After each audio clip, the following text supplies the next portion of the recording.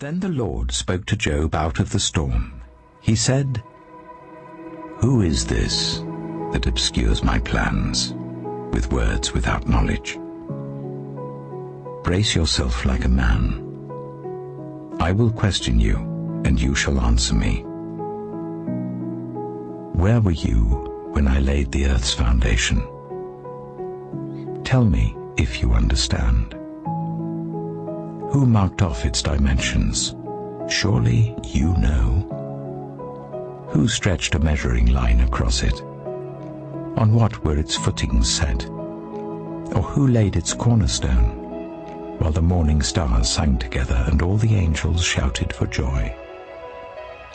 Who shut up the sea behind doors when it burst forth from the womb? When I made the clouds its garment and wrapped it in thick darkness, when I fixed limits for it and set its doors and bars in place, when I said, 'This far you may come and no farther. Here is where your proud waves halt.' Have you ever given orders to the morning, or shown the dawn its place, that it might take the earth by the edges and shake the wicked out of it? The earth takes shape like clay under a seal. Its features stand out like those of a garment. The wicked are denied their light, and their upraised arm is broken. Have you journeyed to the springs of the sea, or walked in the recesses of the deep? Have the gates of death been shown to you? Have you seen the gates of the deepest darkness? Have you comprehended the vast expanses of the earth? Tell me if you know all this. What is the way to the abode of light? And where does darkness reside? Can you take them to their places? Do you know the paths to their dwellings? Surely you know, for you were already born. You have lived so many years. Have you entered the storehouses of the snow, or seen the storehouses of the hail, which I reserve for times of trouble, for days of war and battle? What is the way to the place where the lightning is dispersed, or the place where the east winds are scattered over the earth? Who cuts a channel for the torrents of rain, and a path for the thunderstorm, to water a land where no one lives, an uninhabited desert, to satisfy a desolate wasteland, and make it sprout with grass? Does the rain have a father? Who fathers the drops of dew? From whose womb comes the ice? Who gives birth to the frost from the heavens, when the waters become hard as stone, when the surface of the deep is frozen? Can you bind the chains of the Pleiades? Can you loosen Orion's belt? Can you bring forth the constellations in their seasons, or lead out the bear with its cubs? Do you know the laws of the heavens? Can you set up God's dominion over the earth? Can you raise your voice to the clouds and cover yourself with a flood of water? Do you send the lightning bolts on their way? Do they report to you, 'Here we are'? Who gives the ibis wisdom, or gives the cockerel understanding? Who has the wisdom to count the clouds? Who can tip over the water jars of the heavens when the dust becomes hard and the clods of earth stick together?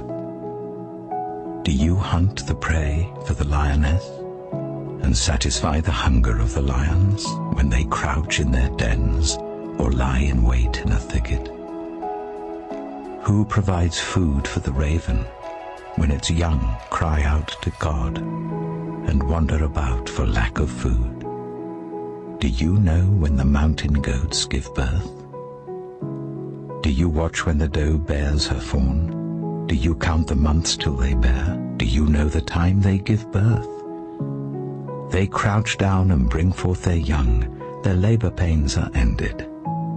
Their young thrive and grow strong in the wilds. They leave and do not return. Who let the wild donkey go free? Who untied its ropes? I gave it the wasteland as its home, the salt flats as its habitat. It laughs at the commotion in the town. It does not hear a driver's shout. It ranges the hills for its pasture and searches for any green thing. Will the wild ox consent to serve you? Will it stay by your manger at night? Can you hold it to the furrow with a harness? Will it till the valleys behind you? Will you rely on it for its great strength? Will you leave your heavy work to it?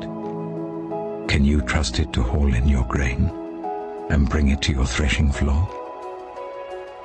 The wings of the ostrich flap joyfully, though they cannot compare with the wings and feathers of the stork. She lays her eggs on the ground and lets them warm in the sand, unmindful that a foot may crush them, that some wild animal may trample them.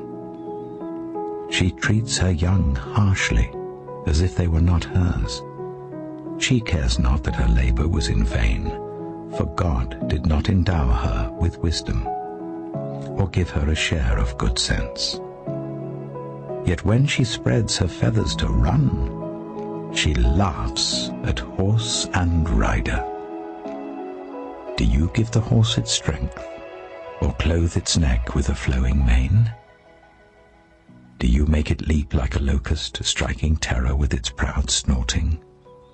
It paws fiercely, rejoicing in its strength, and charges into the fray. It laughs at fear, afraid of nothing. It does not shy away from the sword. The quiver rattles against its side, along with the flashing spear and lance. In frenzied excitement, it eats up the ground.